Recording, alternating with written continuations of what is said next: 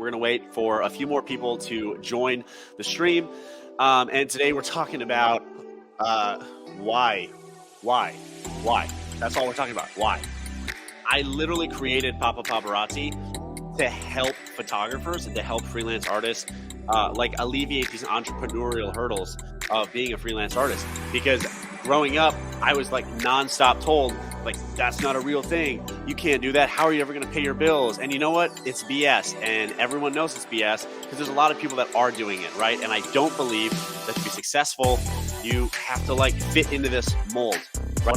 What I genuinely think is we weren't taught enough about entrepreneurship. We weren't taught enough about what it means to be an artist. We sell this idea of being an artist and being this creative. And unfortunately, just like in my career in music, it goes beyond talent.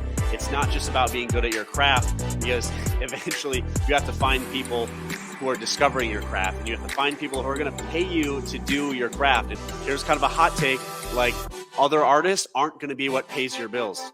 Okay, maybe you're going to collaborate, maybe you're going to get jobs, and that's awesome, and you should do that. But eventually what you have to get to is you have to get to a point where people that know zero about art and know zero about appropriately charging for your photography or videography and know zero about your business or what it's like to be a freelance artist, those are once you start getting those people to pay you and to be your client, that's when you start actually being able to make a living doing this thing. But you don't need to learn how to build a website and do SEO and get ranked on Google and do all this stuff. That's not a necessity anymore. There's a lot of tools, and there has just not been one for photographers like Papa Paparazzi.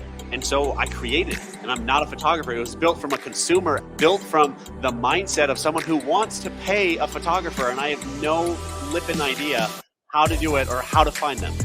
And so bada bing, bada boom, problem solved. And we're early, okay? We're early, we're still making changes. But now we have to get feedback from actual photographers and videographers on what they like.